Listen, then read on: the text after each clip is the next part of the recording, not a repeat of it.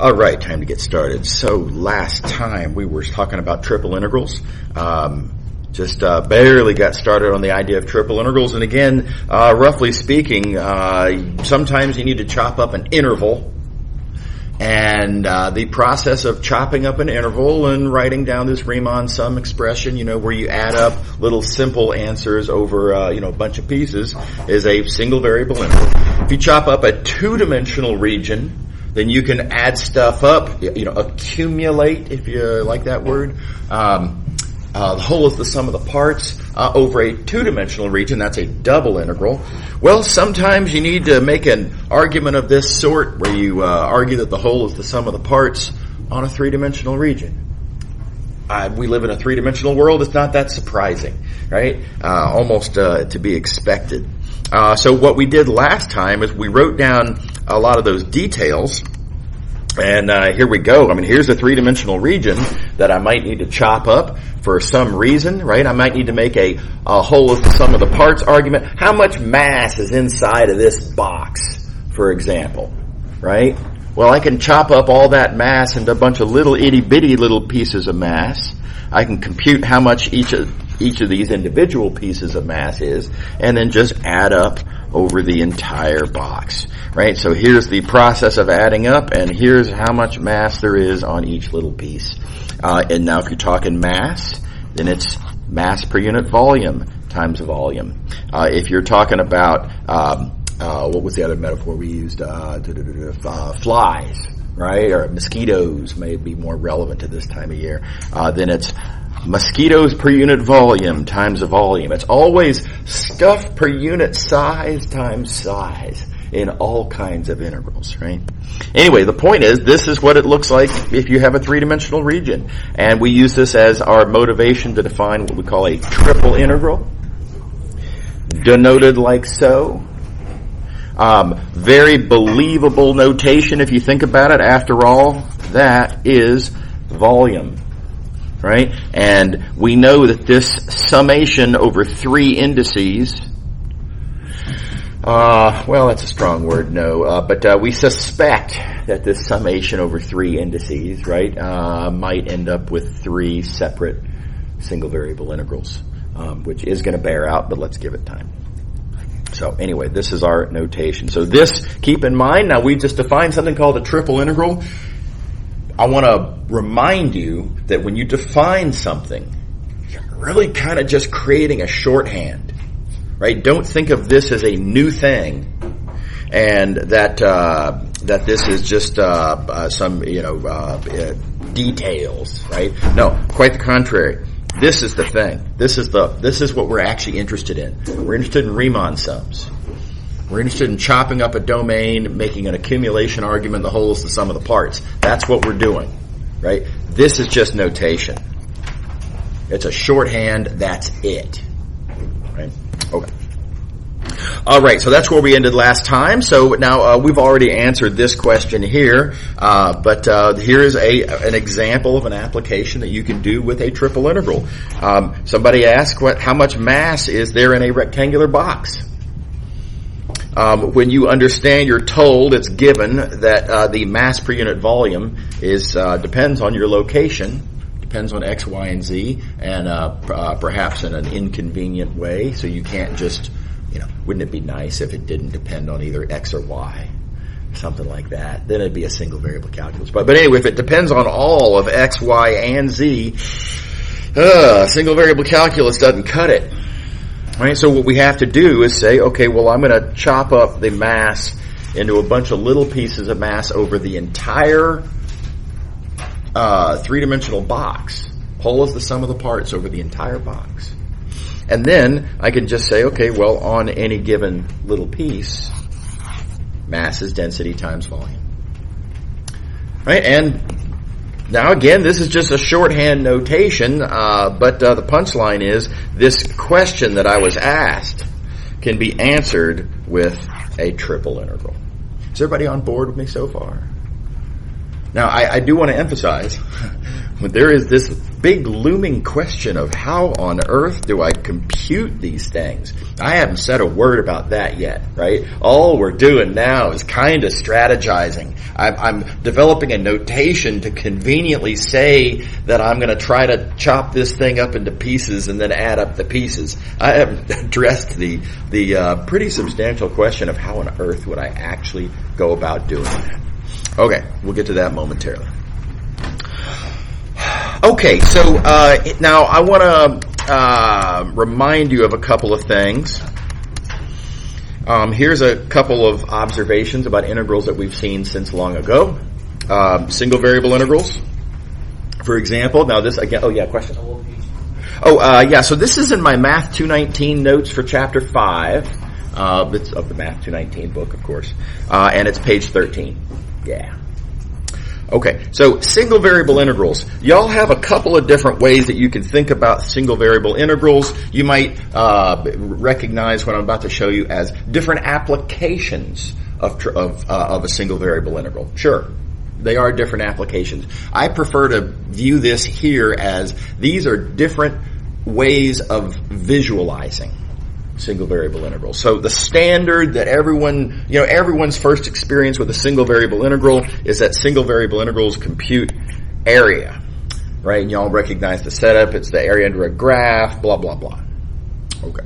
All right. So that's one way to think about a single variable integral. Fine. No problem. Now here is a different application, aka a different metaphor for a single variable integral, a different way of thinking about visualizing a single variable integral. You can think of this as that I'm looking at little pieces of mass on a rod that I'm arguing that mass is density times size, aka length in this case, on each individual piece, and that I am then adding up over all of the different pieces. So now let's compare and contrast. Which one of these different pictures do I like better? Which one speaks to me more? Well, honestly, I think y'all probably like this one better. It's certainly more familiar. You can see more. I can actually see this integrand. The integrand is the height. I've got a visual manifestation of one of the important components of what I'm looking at. That's nice, right? Whereas over here, if I were to ask density, where do I see density in this picture? Well, I don't see it. I have to use my imagination. So arguably, maybe not quite as good a picture. I get that. I sympathize. Okay, let me just leave that there for the moment. Now let's talk about double integrals. Again, a couple different applications, aka ways to think about double integrals. Most people like this one. You can think of it as the volume under the graph. So again, it's graph dependent, and it's in some sense how much size is there under that graph.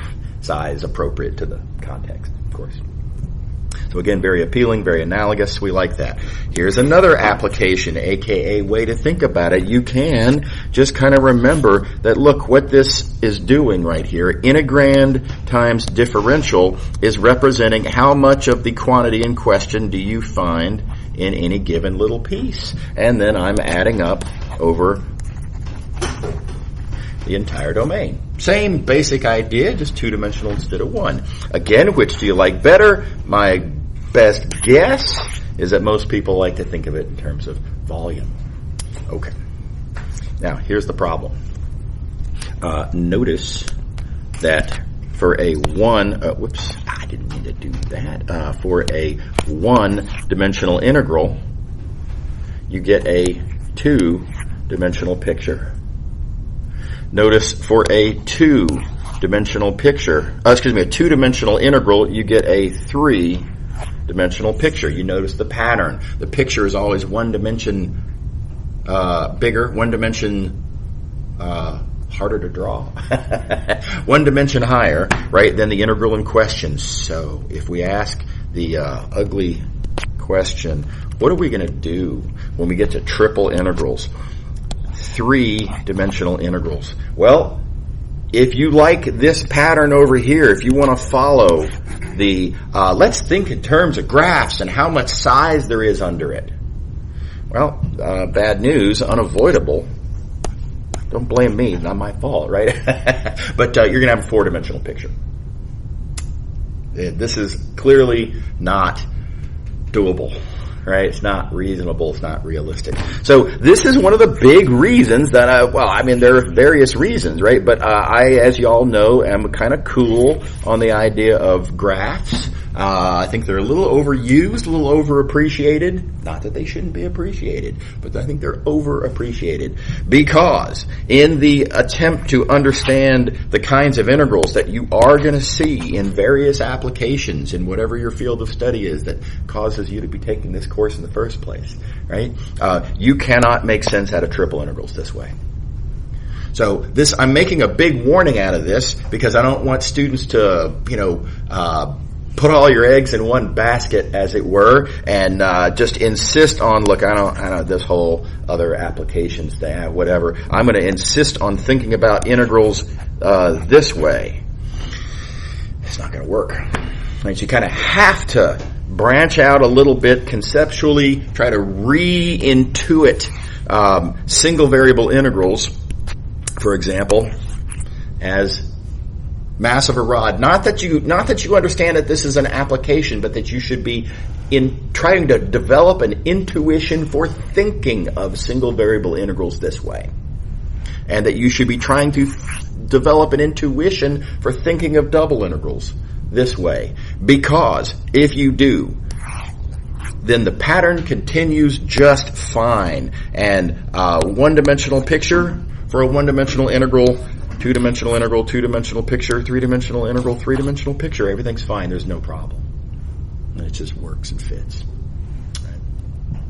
Okay, a real awkward reality that happens sometimes is, despite my pleas, some students insist on exclusively thinking of single variable integrals like this and double integrals like this. And then, of course, they get to the obvious problem there, and they're like, well, I guess I'd better think of triple integrals this way. And now we have this sort of disconnect, right? And students' intuition for triple integrals is just incompatible with their intuition for double integrals. And worse, these pictures actually look kind of alike. And I've gotten the question more than once, hey, I don't understand. Volumes seem to be, is that a double integral or triple integral? I don't know. It seems to be both double integral and triple integral. What's going on here? Well, what's going on is they're apples and oranges comparison. Does that make sense? Okay. All right. So anyway, enough about that. Just a warning for intuition purposes. And I think it's a very healthy exercise to try to develop this sort of consistent pattern of intuition. I think it's healthy in several ways. Yes. How do you interpret the last picture? This right here. Oh yeah. So the idea is we're looking at mass. We're trying to understand the total amount of mass in this shape, and on each little piece, the idea is how much mass there is in there is mass per unit volume times volume. So this, in this case, needs to be mass per unit volume. I'm multiplying by volume. This green product then gives me how much mass there is in that little piece. And then the idea is, well, what a triple integral does is it adds up over all of those pieces. And how to compute? Oh, I don't know yet, right? But just strategically, the whole is the sum of the parts. And so that's all we're really doing when we add up all those little terms. And what's the R there for?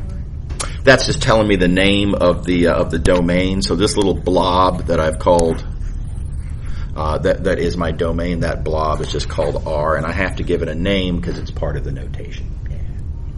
Everybody happy? All right. Okie dokie. Okay. So So how are we going to compute these things? Let me remind you. I did a clever move back when we were talking about double integrals, and I did take the volume point of view on double integrals. And I argued that, well, yeah, sure, on the one hand, yes, we can compute this with a double integral. We can also compute this by slicing. And computing the volume inside each one of these little slices, and then each one of those volumes depends on an area that is also an integral, and you end up with an iterated integral. And so, roughly speaking, I used this three-dimensional picture here to realize that I could turn a double integral into an iterated integral. Right? This connection from double integral to iterated integral came from thinking about this three-dimensional picture. Right, cool. Okay, so can I do the same thing now for triple integrals? Nope. Right? If I want to turn this into an iterated integral, if I want to turn this into that, I would need a four-dimensional picture, not on the table. Can't do it. Dead end, right? So what I'm going to do here instead is I'm just going to claim, right? And I think this is reasonable, and of course, like Math219, we're not being all formal and stuff about this, but triple integrals can be computed with iterated integrals. And the argument, if we were four-dimensional mathematicians, would be totally analogous. We just can't see that picture. That's all. It's just our lack of ability to visualize things. It's not that the argument doesn't exist. It's just that we can't access it. Right? I'm also going to claim here, and I don't want to get into the weeds because that's not what this course is, there is a purely algebraic argument that allows me to turn triple integrals into iterated integrals. And if this were Math222, I would totally do that. But that's a more proofy kind of thing, and that's not what this course is about. So I'm just going to claim it. I think it's pretty plausible, and this gives us the following, I hope, familiar kind of little setup here, little diagram of connected ideas. And this is the sort of critical ingredient that we've been missing, because what we've seen of triple integrals is just this right here up to now. That mass can be thought of as triple integral, the whole of the sum of the parts. The amount of population of mosquitoes or whatever, triple integral, the whole of the sum of the parts. This much we've done. And of course, since long ago, we've had this idea of iterated integrals, and of course I can crank them out with the fundamental theorem of calculus. This is where we have sat up until just now, and just like in the two-dimensional case, knowing that you can rewrite a in this case, triple integral as an iterated integral is the missing link, and that's what allows us to have the following three-step process for whatever application you're interested in. Step 1, write it as a triple integral. Step 2, rewrite that as an iterated integral. Step 3, plug and chug with the fundamental theorem of calculus. 3 times instead of twice. Everybody on board? Familiar, I hope. I'm going to remind you, I've already given enough soapbox speech time to the following, but you can't take an application problem and immediately write it as an iterated integral. The argument just doesn't make any sense. You can't just immediately argue because the elements that are inside of that would have to be inside of that argument, you'll find yourself talking about, for example, if you were doing let's try to rewrite mass immediately as an iterated integral, you'd find yourself looking at mass per unit volume times length. And I repeat, what is that? And are we sure that it behaves the way that it would have to behave for that argument to work? And I say, no, it's a brand new concept. We don't know what that is. We don't have any sense for it. We don't know how that works. This argument doesn't work.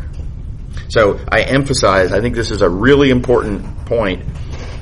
The triple integral is essential. That's what makes a whole is the sum of the parts argument. This argument is reasonable. And only then can you rewrite it as an iterated integral. So, punchline, I need to see the triple integral in an application problem. Don't just, if you do this, and you don't give me the triple integral, your argument doesn't hold water. Does that make sense? I hope. All right, so let's do one.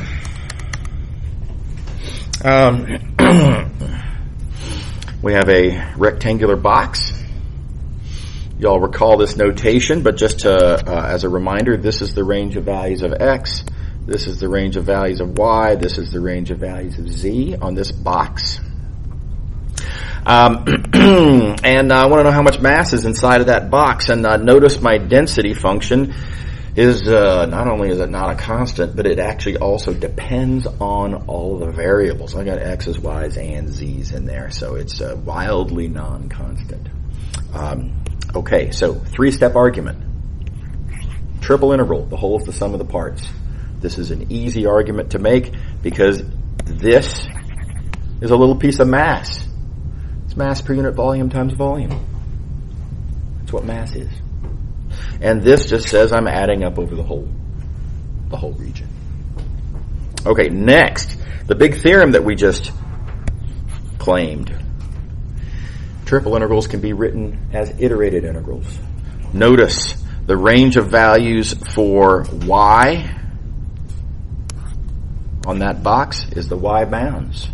Notice the range of values for x on this box are my x bounds, and the range of values for z on this box gives me my z bounds. Yeah? Excuse me. And then, now plug and chug time. And it's all, it's just a matter of doing it. Y'all already know all the rules for how to do iterated integrals.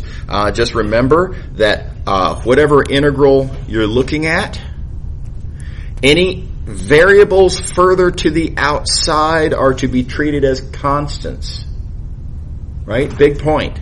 Variables further to the outside are constants, just like with double integrals. So this x and this y in here are constants. And as such, then as I do the z integral, z is my variable. The integral of 1 is z. And the integral of 2z is z squared, and these multiplicative constants just come along for the ride. Nothing happens to them. This is not an integration by parts kind of situation, right? It's just constant times z. Everybody good? Okay. Yeah. Is it generally like a good idea to put the stuff with the zeros on the south side? Oh, that's a great question. So I'm gonna come to that later, basically. Let me point out again. You do have options on how you reorder these. It's a great point. 6 different options. Now that there's 3 of them, right? And the order of the slicing. When it's a rectangular box, it really doesn't matter. You can. Rarely does it matter, but there are some situations where it matters. But the motivation is usually the shape of the domain. Right now, it's a box, and so we don't really have to worry about it. But so I'm going to say a bunch more about that a little bit later on. Yeah, good question. Anybody else? Everybody's happy. Okay, so make sure to remember what for a given integral that you're computing is a variable, and what for that integral is a constant, and act accordingly. Second reminder, and this is just a reminder, but again, when you're looking at your bounds, right, so my z bounds are 0 to 1, those are the values that I plug in here. I think it's a really advisable choice to indicate specifically there that z is what you're plugging in for, so that you don't accidentally do what so many students do. It's surprisingly common. It's a hard thing to resist. Having it say z equals 1 will prevent you, hopefully, from accidentally plugging in that value in for x, which of course doesn't make any sense. Everybody's good on that? So that's my little hack. You don't have to do it, but I think it's a good idea. So I encourage it. Okay, blah, blah, blah, plug and chug. Make sure you can do this. Right? You want to establish clearly that you have the right habits in place, and that your Calc 2 proficiency is good, and that you can do integrals and stuff like that. Okay, so now another awkward situation where I can't really give you The analogous argument like I did back in double integrals. When you have a non-rectangular domain, new question, right? We've been dealing with rectangles up to now. How do I turn a non-rectangular domain into an iterated integral? And what we did at this point, when we were doing double integrals, same here, same as with the previous argument. I've got to take this thing and start talking about how these slices like this, the lower bound depends on a point that's moving along that blue curve, and the upper bound for the inside integral is going to depend on a point that moves along that purple curve. And so all it means is our inner bounds are functions. We've talked about all that before. Notice, however, to make this argument, I needed to use the three-dimensional picture, the analogy to which would be a four-dimensional picture here, which I can't. So again, I'm not going to be able to give you a real argument here, analogous to previously. We just don't have the dimensions. We're too physically small to be able to see that. But I'm going to just claim again, the process is just like the double integral process. It's just three-dimensional and has three steps instead of two-dimensional with two steps. So here's the three-step process. You start off by doing slices orthogonal to one of your coordinate axes. It's just that now there's slices of a solid instead of slices of an area. Okay, but anyway, slice perpendicular to an axis. Identify where the first and last slices are. That tells you the bounds for that integral.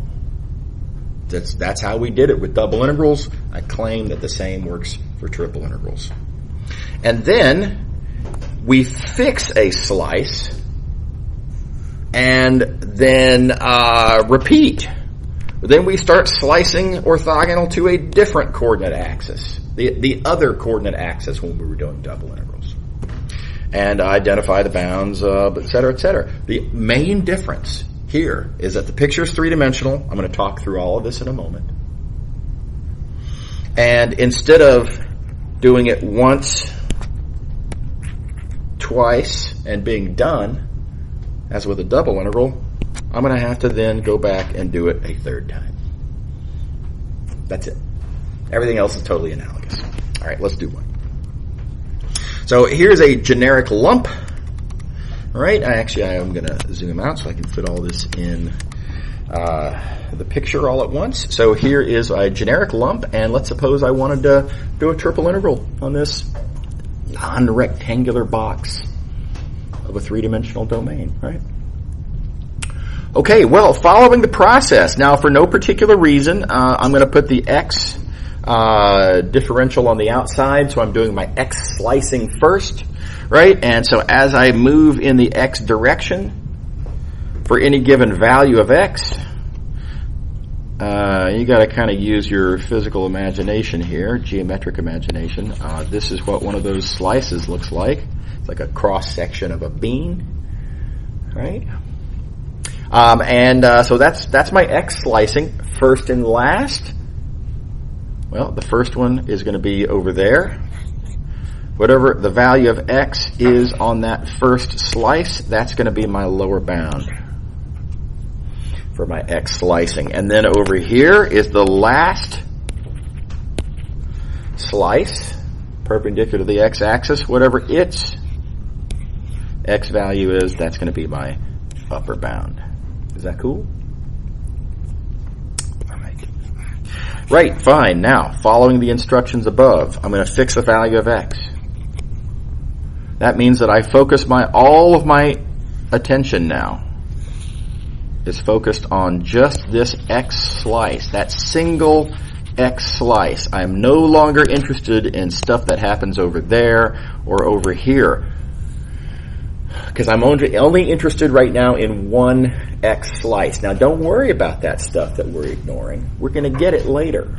we're going to get it for different values of x, right? We'll get, for example, this business over here, we will get that. Oh gosh, art. Let's see here. We'll get that for that value of x. So we're not actually forgetting anything. We're just looking at one value of x at a time. So we're fixing x, looking at this slice, and now on that slice and only that slice, we start to ask the same questions we did before. So this is what a y slice looks like. A y slice says I would fix a value of y, take a slice like that, keeping in mind that I'm only slicing up just that x slice. What this slice actually looks like is just a little line segment, like so. Everybody see the geometry there? I'm appealing to your sense of three-dimensional, how, three-dimensional intersections work. Right. Okay, so that's what they look like. Now I got to play the usual game and talk about first and last and all that. Well, my first y slice is going to be like that, which corresponds to a value of y. Notice that value of y, of course, depends on x. It better depend on x, right? Because there is a bunch of different values of x. Every x cross section is going to look different, and of course they're going to therefore have different y bounds. And notice that first slice gives me my lower y bound. Yeah? Okay. Likewise for the upper y bound. Oh man, I knew that was going to happen. My upper y bound comes from that last slice, which has this y coordinate, that upper y bound. Okay, and then, having done that, reminder, x is fixed. We're focused just on this x slice. And now we fix y. And I'm going to switch to blue so that my picture will look nicer.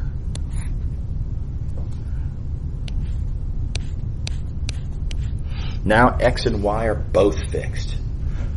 Don't worry about the fact that there's other, pieces that I haven't gotten for that value of y. I'll get them for other values of y. We are going to consider all the values of y. Y will, in fact, of course, take over all of these values from the smallest to the greatest. No problem. On that y slice of our x slice, now we ask, what is the range of values of z? And, well, here's the first z slice. Here's the last z slice. And we've got ourselves a triple iterated integral. Everybody good? Okay. Notice how heavily geometric this argument is, right? Can you imagine trying to do this without a picture? It's implausible. Almost all cases. It's really hard. Make sure to give yourself a decent picture. Notice my picture here is pretty big, right? This takes up a sizable fraction of this page. I think that's appropriate. I think it's a good idea. Even still, I kind of found myself, look what I had to do here. I had to label my y bound, by putting it way over here out of the way, because I didn't really have enough room to put it there because other parts of my picture were in the way, and that's going to happen. I'm just saying, right? Artistically, it's very hard to not have a tragic coincidence where something's behind something else, and what do you do? Right? So the bigger your picture is, the less of these kinds of complications and annoyances you'll have to deal with. So I'm a big believer, big pictures. Okay. All right. Reminder, when you're looking at the inside integral, wrong color, sorry. When you're looking at this inside integral, as z is going from lower to upper, recall that the outside variables, x and y, have to be constant, right? You're only looking directly above this point where x and y are fixed. Said differently, variables further to the outside are constants, just like with double integrals. So make sure to treat them as constants per the last example that we saw. Everybody on board? Okay. Also, real quick, terminology point. First, second, third. Doesn't really make sense. This was our first integral that we wrote down.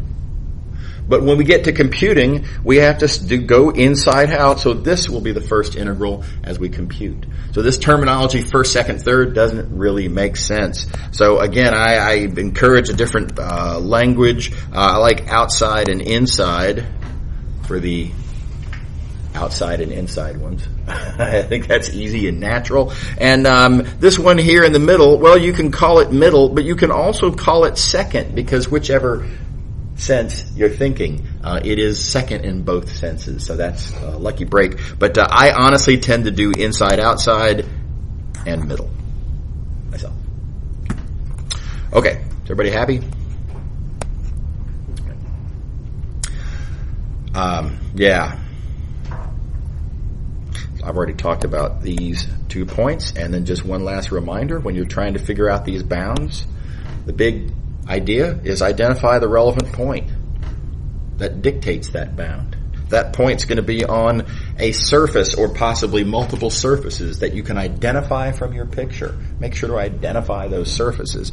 And then having done so, make sure to understand what the equations of those surfaces are, and then you can solve those equations to find the bounds that you're looking for. Same exact pattern with double integrals, just now three-dimensional, blah, blah, blah.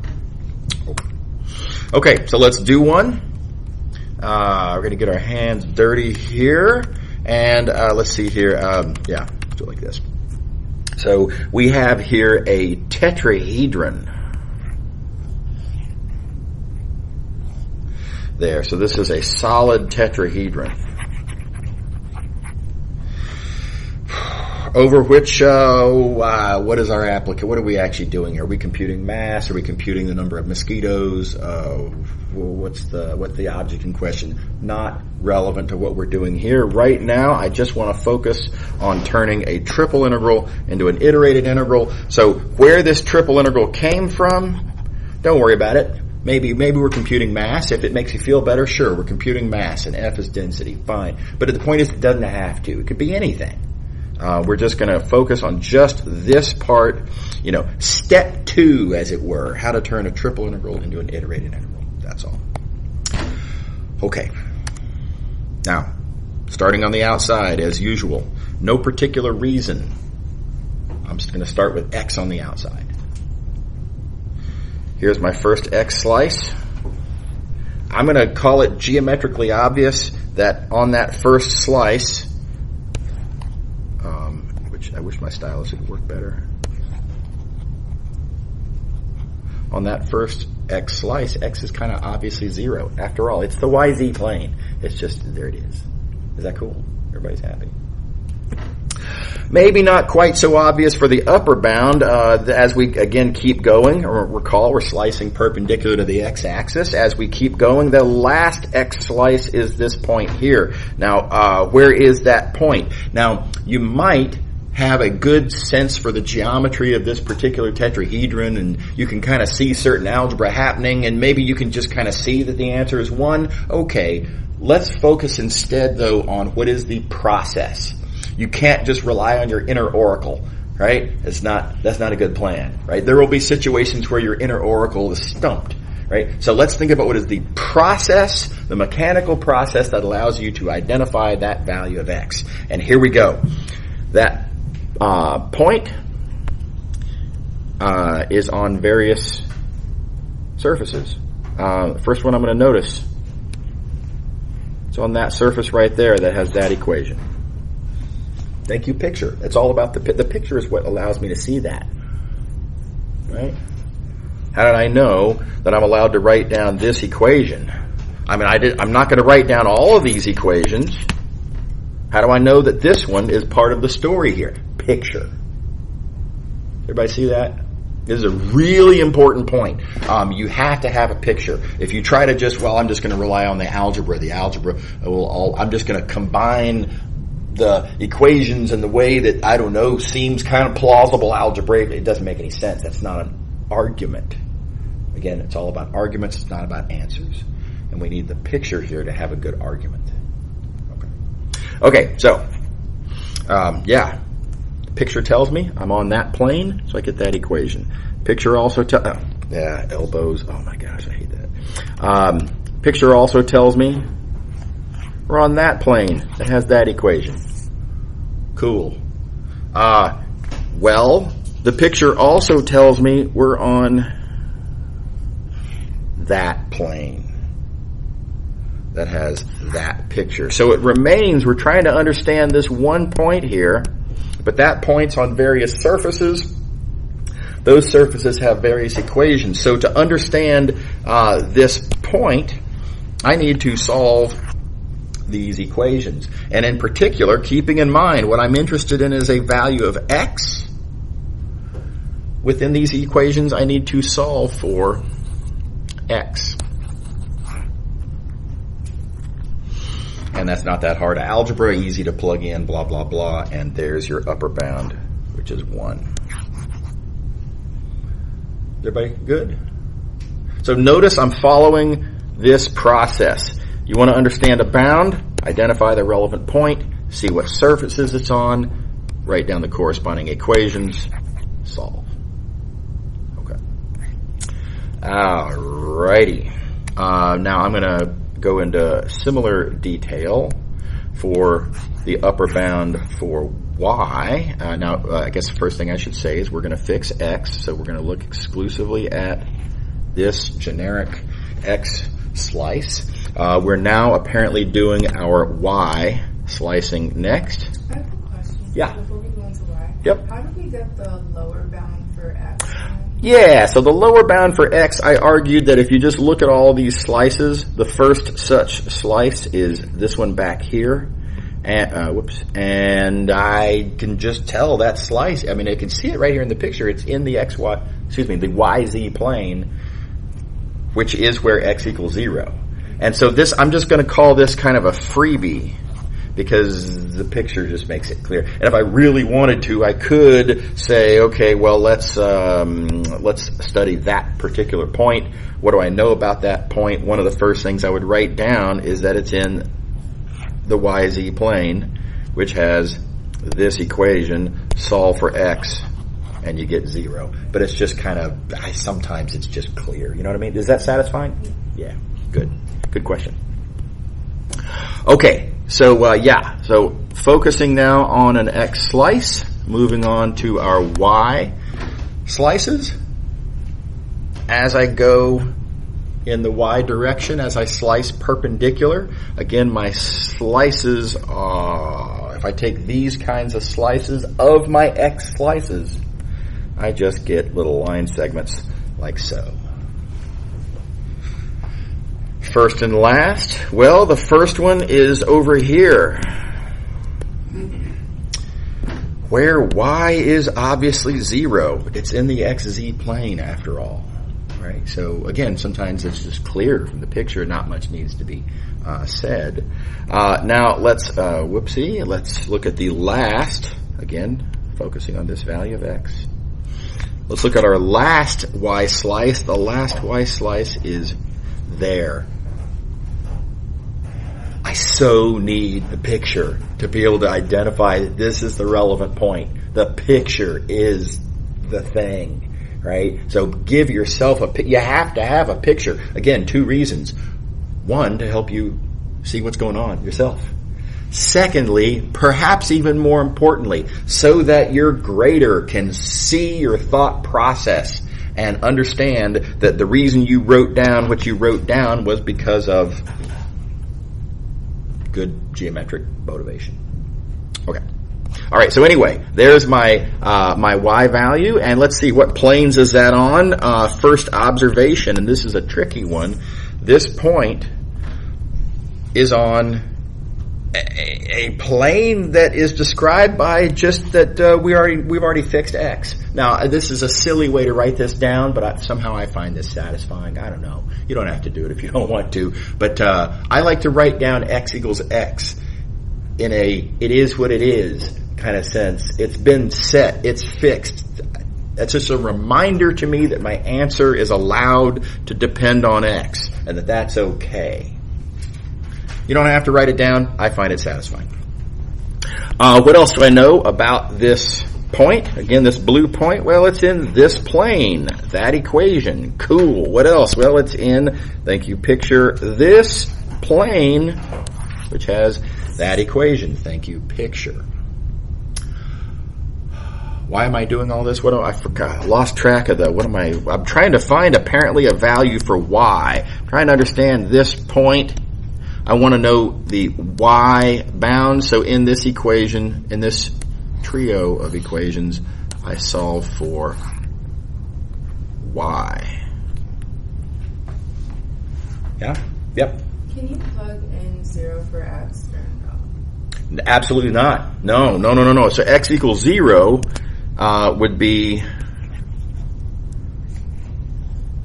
that plane, and the point we're interested in is over here. It's not on that plane. So yeah, definitely not. Does that make sense? It's a great question. So does everybody see why it is? So this is why the picture is so important, right? The picture is what tells me that, that this plane way over here, that plane just doesn't have anything to do with my understanding, my attempt to understand that point. Yeah. Okay. Super.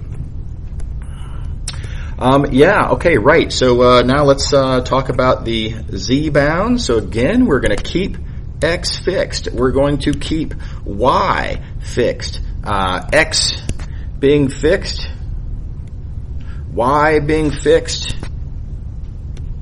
Some value over there. There's then our y slice of our x slice, and z starts there. It's the xy plane. That's where z equals 0. Sometimes the fish jump in the boat. It's really, the picture just tells you. They can see it right there. Z is 0. So that part's easy. The upper bound, well, now again, I got to think it through. What do I know about that point? Well, I do know x. That much is already settled. I do know y. That much is settled. The third thing that I know about that point, and again, I've got to have the picture to see it, but that point, that purple point, is apparently on that plane that has that equation. And so to understand this purple point, to understand my upper bound for z, in this trio of equations, I need to solve for z. And that gives me my upper bound for z. Is everybody happy? Okay. The goal here is not to convince yourself that you could have come up with these bounds. The goal here of this discussion is to make sure that you understand the process that led to those bounds. Is everybody on board? Okay. All right. Okay, again, you do have options on how you slice. You got 6 different ways that you can order those differentials. So think it through. Some results that we can borrow, right, appropriate from our double integral calculation is, try not to slice through corners. Just like with double integrals, you slice through a corner, bad things happen, right? You have to break up an integral into 2 separate integrals. Nobody wants that. So try not to slice through a corner if you can avoid it. Think about what is naturally a function of the other variables, and if possible, try to put that on the inside. Otherwise, you're going to have to solve for the wrong thing, and you're going to have ugly inverse functions show up, and that's not good. This last tip I have here, I'm going to wait about 3 minutes before I talk through this process. I want to get an example going first, but this is a really helpful point of view. Again, we're going to come back to this momentarily. For the moment, I do want to just dive right in to this example? Well, tell you what, before I dive into this example, let me talk about this picture a little bit. I think I did pretty well with that picture. It took me a little time to do well with this picture. But the result is pretty good, and more importantly, very helpful to have a pretty good picture in order to do one of these kinds of arguments. Now, how did I do that? Was I just born with natural artistic talent? Oh, no, definitely not. Right? There's various little tricks that I've learned, I've sort of accrued over the years. People have pointed out to me that I've some of kind of figured out, just kind of noticed, but many little tricks that I've accumulated over the years. So if you'd like to learn those tricks, I have them all discussed in great detail in 2 recordings that I have on the Miscellaneous Topics playlist of the YouTube channel, and they're called Drawing 1 and Drawing 2. And this picture specifically is one of the pictures that I talk through in great detail. So I start off by talking about generic tricks. This is, generic, words of wisdom and how to draw 3-dimensionally. But then I apply those ideas and go into gory detail for this picture specifically in, I think, the second recording. So I strongly encourage that if you're not already pretty good at 3-dimensional drawing, watch those videos. It takes like an hour. I know y'all's time is already very in high demand, right? But I think it'd be very helpful, and better pictures lead to better analysis. So it's a good thing.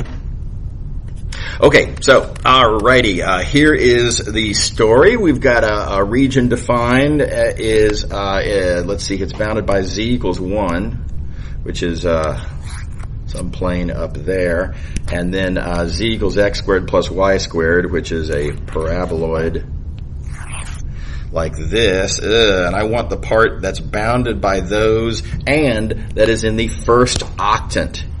So I need x, y, and z all to be positive. That's what we mean by the first octant. It's kind of like quadrants, but 8 of them. Okay. So I think it's pretty believable. It's a good exercise in sort of analyzing pictures, though. But that our domain is going to be kind of this thing here, this solid like that. Hope that's reasonable. Okay, if this were our domain, and again, what are we computing? Are we computing mass? Are we computing mosquitoes? Doesn't matter, don't worry about it. Suppose we're computing a triple integral for whatever reason. How would I slice this up? What order should I choose for my differentials? Okay, first observation I'd like to make. I see this equation right here. I see how z is very conveniently a function of x and y, but if I had to solve for x, it'd be square roots, and I hate square roots because I know they're going to get into my integrands. They're going to make my life hard with integration. So I don't want to have to solve for x or y in terms of z. I want to solve for z in terms of x and y because I already have it, and there's no square roots in it, and I like that. Right? So that's my motivation to put the dz on the inside. Yeah? Okay. All right. So dz on the inside. Now, what is the deal with all the rest of this stuff? Here's where I'm going to go back and talk about the projection. So I've got all the ideas documented up here. I claim that there is a good projection in the direction of the xy plane, or you might say a good projection parallel to the z-axis, however you want to say it. There are 3 things that make it good. What I mean by good, first, the shadow, when you project in that direction, needs to be a nice shape that you like and that you don't mind slicing up. Something that looks, cool. That, hopefully not a bunch of corners and stuff like that. What I'm going to call the top surface needs to be convenient. what I'm going to call the bottom surface. I'll draw the pictures in just a moment. Needs to be convenient as well. So what does that actually look like in this case? Well, if I were to put my X and Y on the outside, I know that in one order or another, I'm going to be fixing X and then fixing Y, and I'm going to be looking at a range of values of Z, the inside variable, for various points down here in the XY plane. In other words, X and Y are going to just range over the shadow. So, if you make this choice, if you do put X and Y on the outside, all I have to do is look at this shadow to find my X and Y bounds. And so, yeah, I want that shadow to be kind of a nice looking shape that I don't mind slicing up, because I'm going to have to slice it up. So that's my first bullet point that we have on, good projections is that right there. Okay, what about the whole business about the top and bottom surfaces being nice? Well, again, XY on the outside, points down here in the shadow. Looking at the corresponding slice, notice the last value of Z there, right? This point here that gives me my upper bound for Z. No matter what X and Y are, always on that surface. Right, so this one surface, this blue surface up here, is what's going to determine my upper bound for Z. And as I have noted here, it's consistent and desirable. What do I mean by that? Well, by consistent, what I mean is it's always the same surface. It's not like it's sometimes on this surface and sometimes on a different surface with different equations. No, it's always Z equals 1. So that's what I mean by consistent. You always, if you possibly can, you want your, what I call top surface to be consistent. And what do I mean by desirable? Well, I really like that equation. Z equals 1, right? I mean, if I had to choose, it's hard to beat having a constant. So, desirable.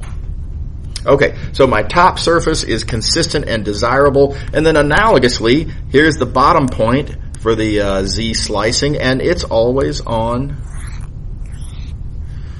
that bottom surface.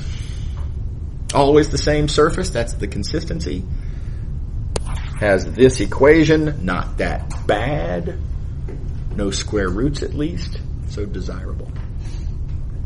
So that's the big idea. If you want to come up with a good projection, and why I'd want to do that, I'll get to in a moment. But if you want a good projection, you need to think about what does the shadow look like. You need to think about that top surface, and you need to think about that bottom surface. And if those are all nice, and I don't really mind playing with those, then we're in business. Notice how nicely the process works out. I have to zoom out so I can fit all this in. My X and Y bounds come from looking at the shadow, as previously noted. I know how to slice up two-dimensional regions. That's just like with double integrals. That's no problem. Yeah. And the bottom surface tells me my lower bound. And the top surface tells me my upper bound. Everything just kind of comes together. It's pretty cool. Yes? So whenever you can create a shadow, I feel like it's always going to be with a dx and dy. No. Hard to make shadow. No. It's only if you think about the sun as always being straight up, which right. But yeah, we could totally talk about what if I projected over into the XZ plane. Then that's what my shadow would look like. My lower bound surface would be that, and my upper bound surface would be hard to draw, but that.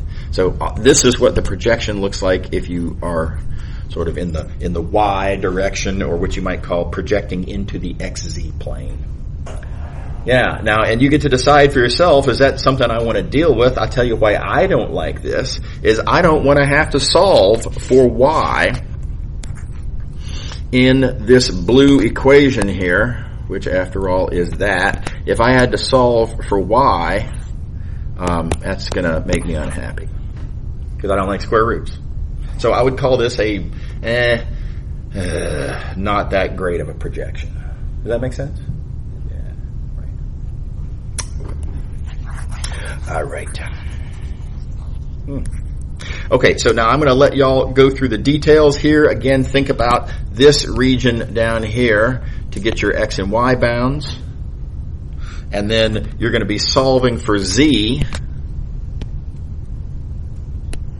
Oh, whoop, I missed. You're going to be solving for z in these other equations here, which again, we've got it set up so it would be convenient to get your inner bounds. And this all worked out reasonably nicely. Yeah, I do have one square root in there. I don't think that's going to be possible to avoid. Okay, other examples. Suppose you have a solid unit ball. Well, you can think in terms of slices if you want. You could say, well, slicing perpendicular to the x-axis, my slices look like this. I tell you what, this picture is actually really hard to draw. I think this picture is harder to draw than this one. You'd be surprised. But yeah, you could think about all of those slices front to back, and then you could look at a generic slice and ask what happens when you slice it perpendicular to the z-axis, thus giving you little line segments like that. And you could think about these points here and what are their y coordinates. I mean, you can do that. That's fine, but the picture does get a little rough, right? All else being equal, let's look for other options. Not that it couldn't be done. But I think it's very nice to just think quickly that, and for no particular reason here, we can go in any direction we like, but I'm going to project into the xz plane, and that projection is pretty easy to understand. That projection is just a disk, a unit disk in the xz plane, which gives me easy bounds. And then for a generic point in that projection into the xz plane,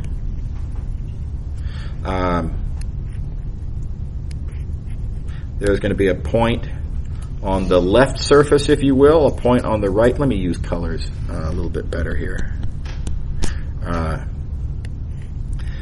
We're going to have a point on the left that comes from the left surface, in which it's easy to solve for y. And then there's this point on the right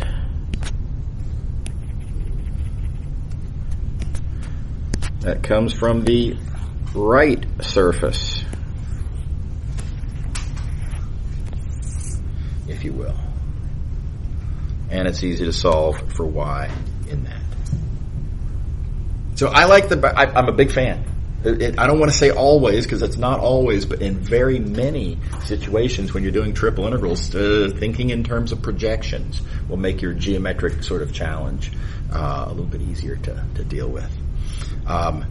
This is one of my favorite examples. The main reason that I like this example is because it's such a wonderful counter-argument to to a common, I'm going to call it lie that high school multivariable calculus teachers tell their students, which is, you don't need the picture. You can kind of just look at the equations and just kind of see that, in the way you set it up, just, you look for here and just purely algebraic argument. And I challenge anyone who wants to stake out that position. How would you take this set of equations and without drawing the picture now, no fair, right? The whole premise here is I'm trying to argue how important the picture is. So without the picture, argue, for one thing, that this is the only reasonable choice of ordering. The other 5 slicing options crash and burn. Now, I don't see how you can see that at all from this algebra. It's not there reasonably. Right now, you can make horrifying inequality arguments about and just do this terrible algebra, and I guess you could maybe, but it would be just preposterous inconvenience. So for one thing, how do you know from the algebra alone that this is how you should slice it? And then further, how would you know that these are the bounds that you end up with? How would you know which equations you should be combining to get which bounds without having the picture? So big fan of the picture. No picture, no argument. I think is a close to true statement. So, let's talk about how to draw this picture real quick. Now, this is another little shortcut, little hack that you're going to notice this kind of thing happening here and there. These three equations don't have any y's in them. And you may recall one of the very first things that we did long ago in a summer class pace, but like last week, I guess it was.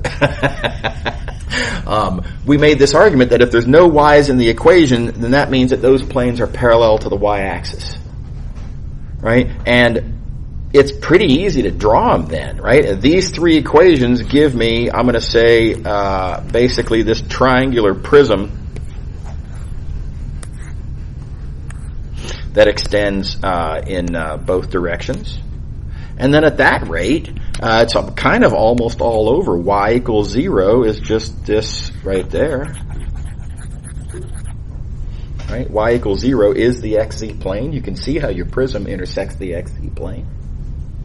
And then all that's really left that's inconvenient is this equation right here. And look, it's an equation. Oh golly, the picture is going to be hard to draw here, but it's something kind of like that, if you will. And you just have to kind of use your intuition of how does that sort of angled slice cut through this prism, Toblerone bar.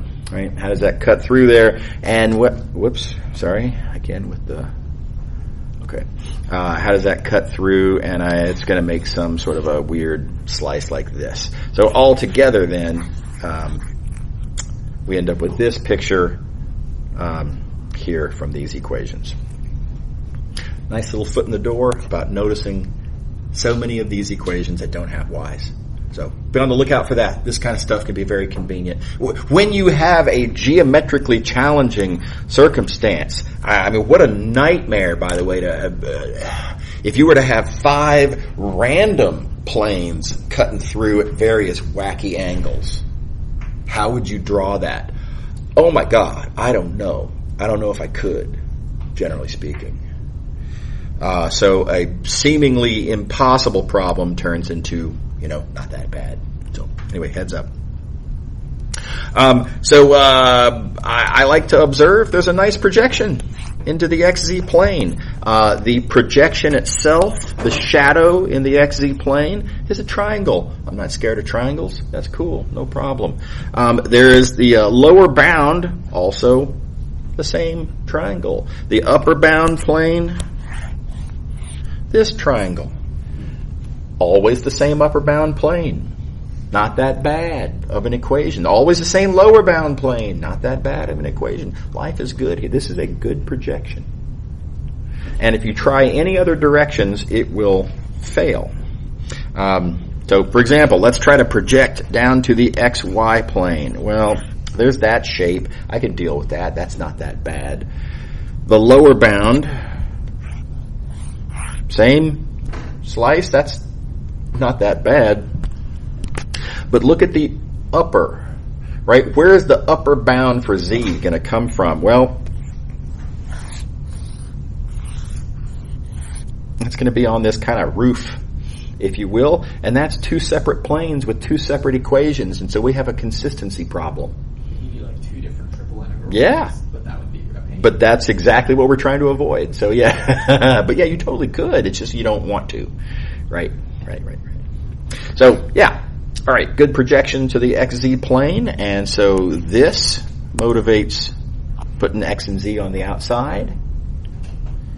I only then have to look at this projection to find these bounds. That's a double integral argument. Y'all can think that through. And then you've got your lower bound plane to tell you your lower value for y, and you've got your upper bound plane to tell you your upper value of y. Everybody happy? Okay. All right. Let's see here. Next one. Well, this one's brutal. If you don't use a projection trick here, you're in pretty tough artistic territory. I mean, look at I've got these two paraboloids. Not that I can't draw them, but it's a little hard to draw. Now I've got to visualize that R is what's bounded in between here. That always catches me.